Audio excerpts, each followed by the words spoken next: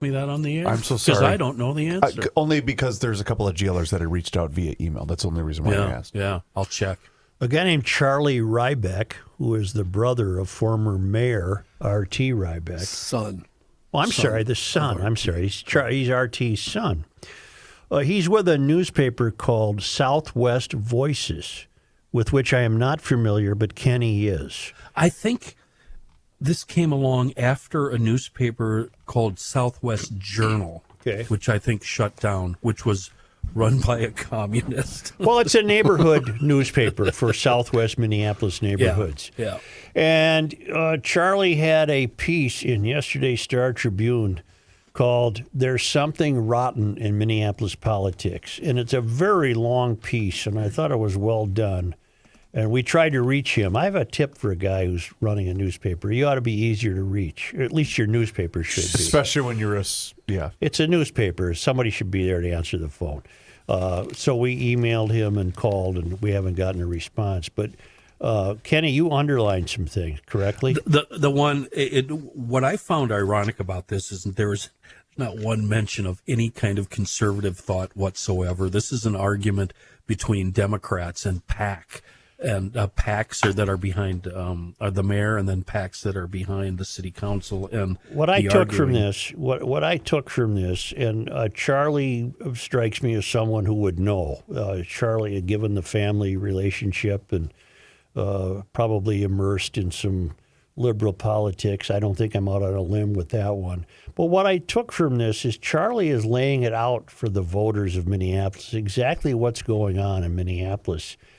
And the way I interpret it is there are two warring tribes of Democrats. There are he calls them the progressive Democrats, which they, to me, border on lunacy, and the moderate Democrats, which would include Fry and a council member or two. And what Rybak is suggesting is that they own the town. The two warring tribes own the town, like two mob families own the town. And the regular person, the regular taxpayer, is really not part of their club. The caucus system is held inconveniently. Go ahead, Kenny. That's the thing that we've been preaching for a number of years, that the normal voter is not represented. Yeah, they have little to do with the normal voter. This is, and in fact, he calls it a political industrial complex.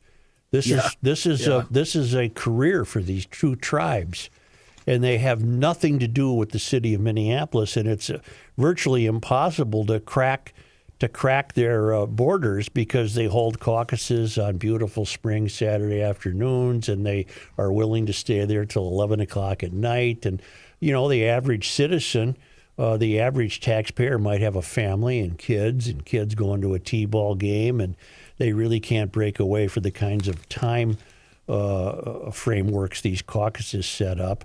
And then they raise money, and then they appoint or they give the okay to whoever a candidate will be, and then that candidate gets all the money that the PACs raise, whether you're in the lunacy tribe or the non-lunacy tribe.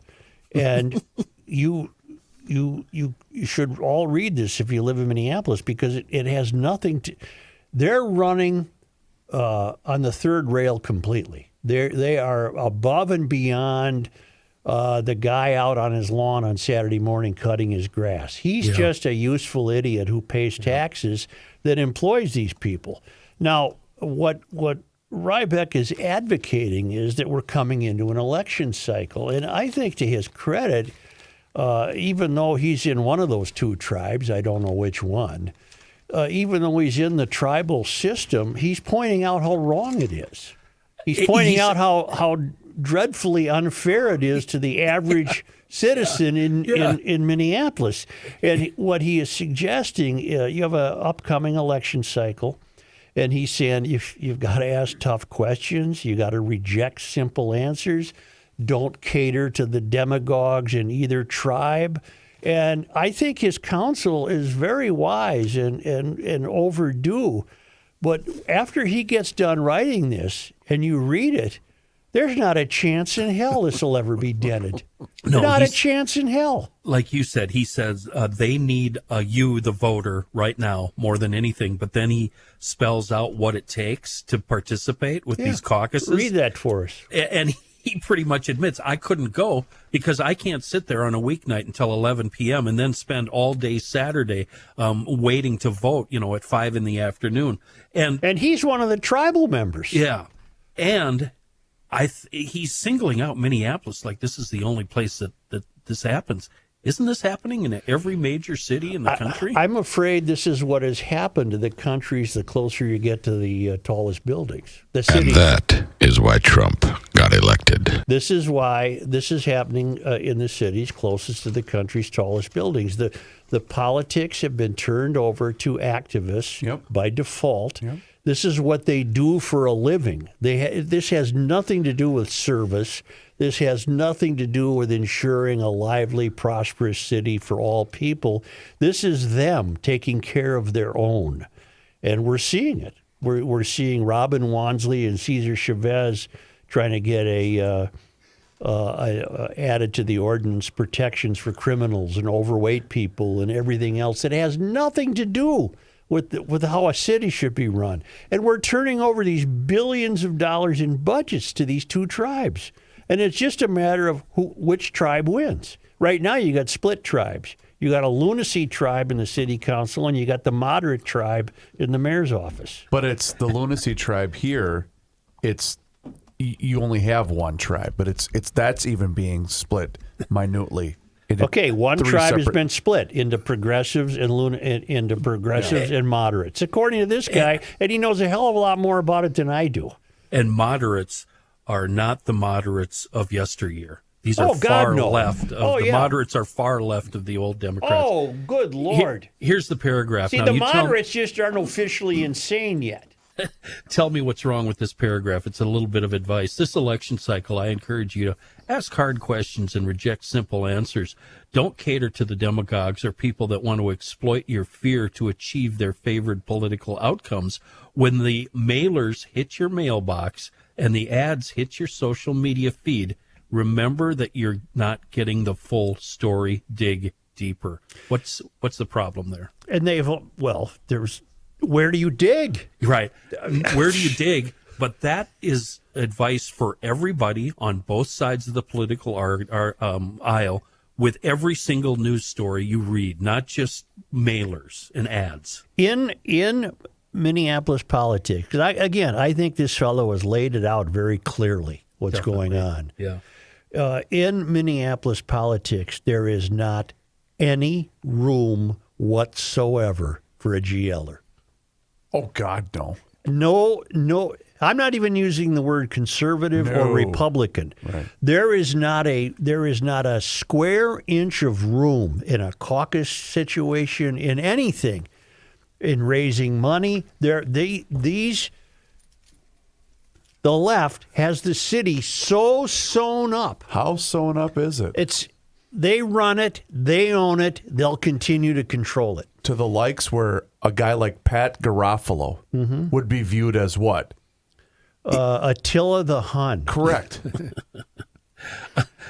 When you say no room for a GLer, it immediately translates in my brain to common sense solutions. That's what we're talking about. There's no room for common sense solutions in Minneapolis. No, if it serves them well, they'll fix things that aren't broken. And we've heard city council members say, I don't care if you don't like fill in the blank. Yeah. This is what I'm going to do. Remember that about 6 months ago? Mm-hmm.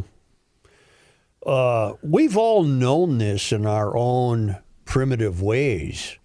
But this is the first time, and I'm proud of this Tribune for printing this, although I suppose they felt an obligation given the name Rybak. But this is the first time I've seen it laid out like this. Yeah. This is, and I urge everybody in Minneapolis to read this. I was expecting pushback in today's op-ed section. I didn't see any. With these conditions in place, he writes, is it any wonder that people feel really alienated from a political system pumped full of money, run through a caucus process that keeps most people out, and with fewer local news resources dedicated to revealing the truth of what's happening. Is it any wonder people feel negatively about our city when there's a big money being spent to destroy our political leadership of all stripes? It's ruinous. We're watching Minneapolis decay in front of our eyes. And he notes, there's still pretty neighborhoods and leafy streets and outdoor cafes and all that stuff, but it's all going to disappear. It's all going away. He doesn't like the caucus and convention systems and thinks they're outdated and should be done away with, but he doesn't really offer an alternative from what I could tell. Maybe I'm missing it. I don't know what to tell you, except I recommend that the listeners to the show read this piece. It's quite a long, thorough piece. We've touted the group All of Minneapolis, you'll recall. A number of times, and that's one of them. All of Minneapolis, it turns out. Let me set this up. This is the world Mitch McConnell's efforts to destroy the campaign finance system created, and both the moderates and progressives are playing in it with glee. The moderate side, for the record, does have substantially more resources. All of Minneapolis, and they're the moderate part of the moderate tribe, and we've been touting them, thinking they were, GLers. They're just part of the moderate tribe, and they've spent $89,391.33, and We Love Minneapolis, which is the lunacy tribe, has spent $115,833.22 in the first quarter of this year.